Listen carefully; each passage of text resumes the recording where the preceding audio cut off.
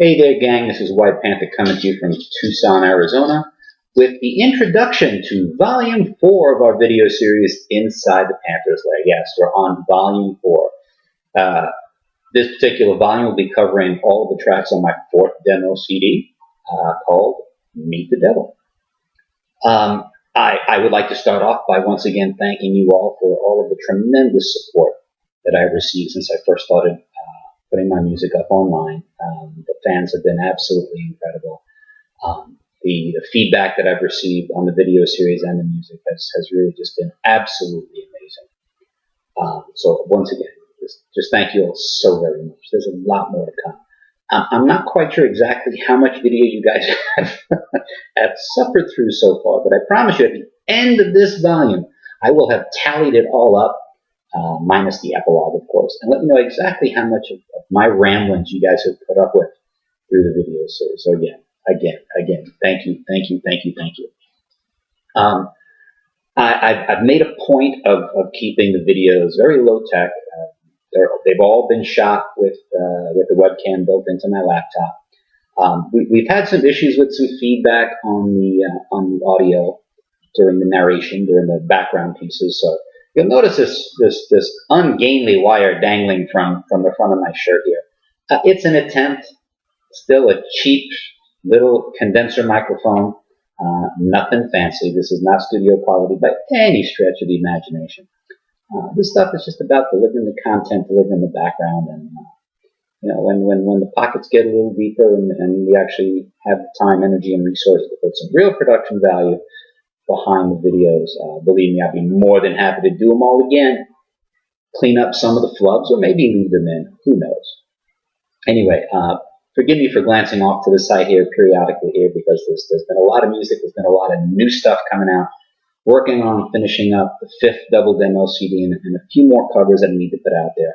So I'm going to go through the tracks that we will be covering in Volume 4, starting with Badder Than Jim, Been There, Cerveza, Drinking to the End, Graveyard, Honky Tonk, I Miss Her, Meet Me in Tucson, and then the title track, Meet the Devil, Me, Myself, and I, Pick Up Beer, Roadhouse Inn, Searching for Serenity, Sing with Angels, Sun Goes Down, Supersonic 17, Thunder, Time for Goodbye, Without You, and one of my all-time favorites, You Can't Fix Stupid.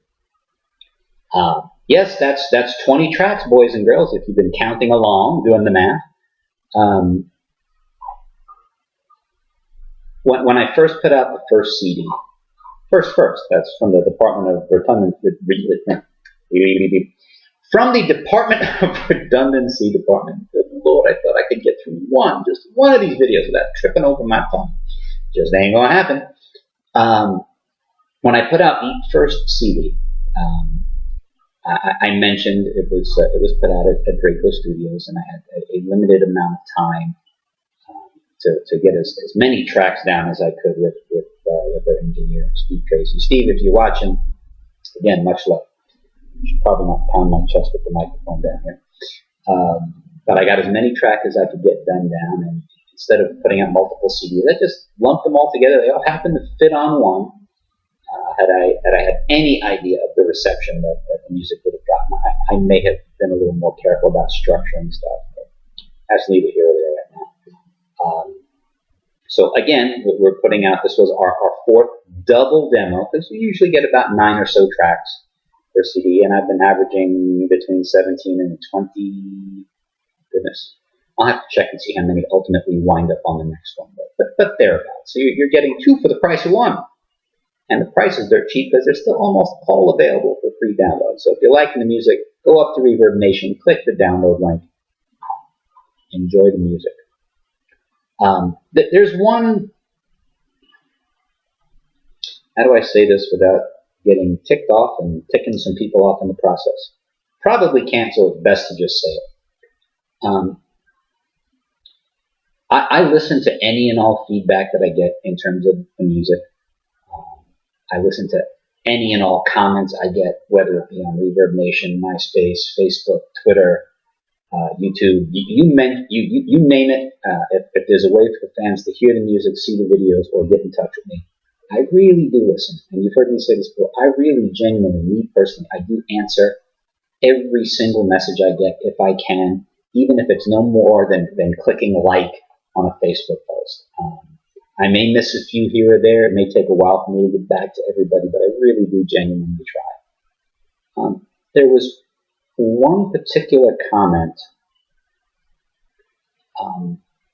and this really wasn't, I don't want to say it was directed at me so much, because I've got thick skin. I'm a happy man. There's not a whole heck of a lot that you can do that will get to me.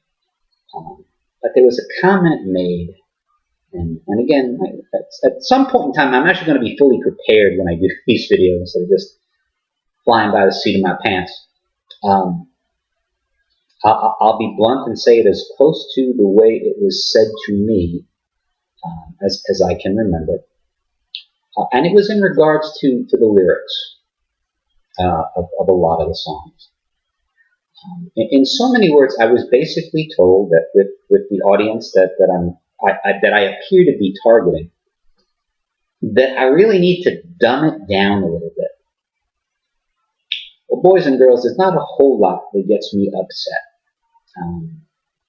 That one just really, and I know it was meant as constructive criticism. I really genuinely do.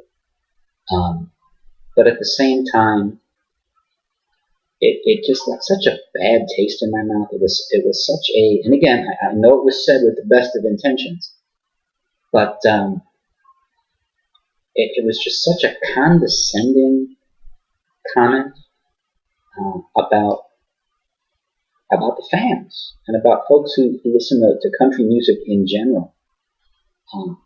Do I expect that 90% of the folks that love country music and have been for one godforsaken reason or other, have been listening to my music and following and liking it for one reason or another? Do I think that most of them speak the way that I typically do when I'm in a business meeting? No. And just between you, me, and the wall, I have on occasion dropped an F-bomb or two in the middle of a meeting when it was warranted. Dangerous, but warranted. I am not going to, and I do say this with all due respect to an American music icon, Sting. Sting had a very lofty way of writing his lyrics. I am never going to sting up, S-T-I-N-G, sting up a song to make it sound intellectual. That's not what my music is about. It's not what music in general is about. If you listen to my lyrics, if you read the words, and you actually can just read the words and get the story, even if you've never heard the music. Every single piece comes from the heart. Either it's Luigi Loves Baby Girl. There's a whole lot of those. There's a pain in my heart. There's quite a few of those. There's Let's Just Get Up, Shake Our Legs, and Have Some Fun on the Dance Floor. Always from the heart. So when you're listening to the music, when you're if you're out on the dance floor, just realize that I focus less on word choice. There are some times when, God, it really ticks me off that they use the phrase "dumb it down." There are times when I will phrase something a little more. Here comes one of those big Sting words, colloquially. It's not very often that I'll use the word "ain't" in conversation. On occasion, it'll come up. But when you're singing a country song about being heartbroken, it's so much more eloquent. Yes, I said eloquent. Instead of saying, there just isn't any. It's so much more eloquent, so much more heartfelt to just say, ain't no or ain't none. Is that playing down to the listeners? I don't think so. It's just trying to make it be real. And there are times, and you can laugh all you want, where when I first took on the persona, when I first moved to Arizona, started wearing my cowboy hat and boots, and I would find myself, not intentionally doing it, but slipping into a little bit of a drawl. I occasionally will use a y'all. I won't use a y'alls. Y apostrophe A-L-L apostrophe S. Even I don't go that far. But there's just something that's just so real, so heartfelt about the way most everyday people relate to each other and speak and don't get hung up on how things are being said and actually listen to what's being said. And that's something I really try to get through in the lyrics and music. So there will be a few songs, Searching for Serenity. I'll pull that one out because that one has a special place in my heart. Where I may not speak like the average Joe. I may throw a few phrases in there that you're probably not going to hear out on the farm. So stinking what? When you listen, you'll know exactly what I'm talking about. And hopefully you'll feel exactly what I was feeling, what I was envisioning when I wrote the song, and with all of the songs. So please don't get hung up on the words. And for the individual, actually there's a couple of individuals who made some other comments. Don't take what I'm saying now personally. Just know that people will rise or fall to the level of expectation. And when you treat everyone like they're a child, you're going to find that everyone you deal with will start acting like a child. Treat people with love and respect. Talk to them like you'd like them to talk to you. Good God, this is all the stuff we learned as children. Don't need to remind people of that. So thank you again. Don't want to think that I'm not appreciative of the feedback, because I genuinely am. But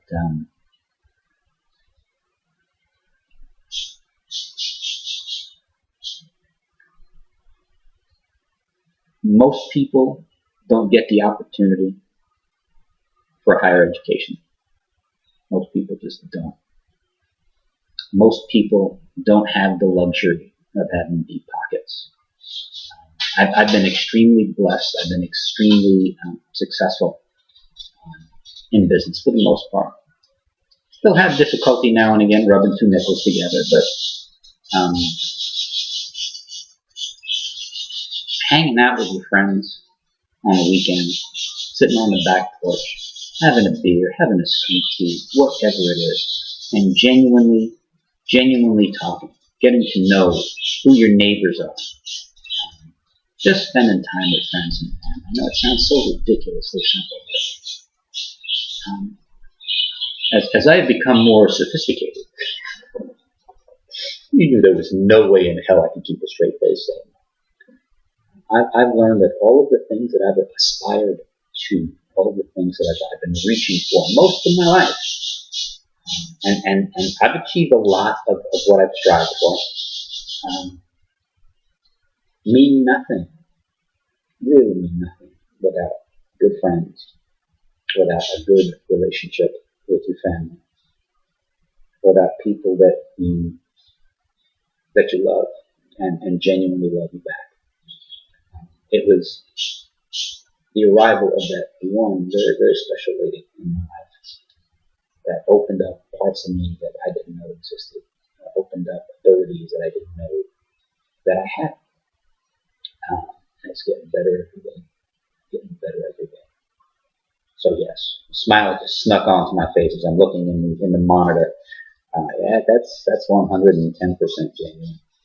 Cannot make that stuff up. I'm a very, very happy man. I am so extremely blessed with so many things in my life.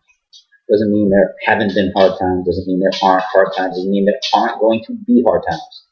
But at the end of the day, I'm with a person that I cannot imagine loving anymore. And yet every single day I wake up and I seem to prove myself wrong. Anyway, without much further ado, I'm going to wrap up the intro to Volume 4. Thank you all again so very much for tolerating my ramblings. You may have noticed that even though they are now behind closed doors behind me, you may hear some squawking from the birds that haven't made an appearance since Volume 1. It's monsoon season here in Tucson, so didn't want to take the computer equipment outside in the afternoon when there's a possibility that we could get an instant downpour. For those of you who have not experienced monsoon season, imagine clear blue skies at 2:46. At 2:49, it looks like Armageddon. The skies are black, clouds are thick, and there is a downpour that you would swear someone was standing on the roof with a fire hose and just hosing you down. That's monsoon season. It's a lot of fun. It was a wonderful and new experience the first time I sat through one. It's one of the many, many things that makes me love my desert home. So, as I was saying, let's just wrap up the intro right here and now. We'll try to crank out the next set of videos a little more quickly than we had before. Since I've taken it inside, I don't need to go outside and set stuff up, so it should be a little bit easier. So, as always, this is White Panther, your friend, your Tucsonan troubadour. Wow, I pulled that one out of the air. Like I always do, asking you to keep music in your hearts. And as always, may God bless each and every one.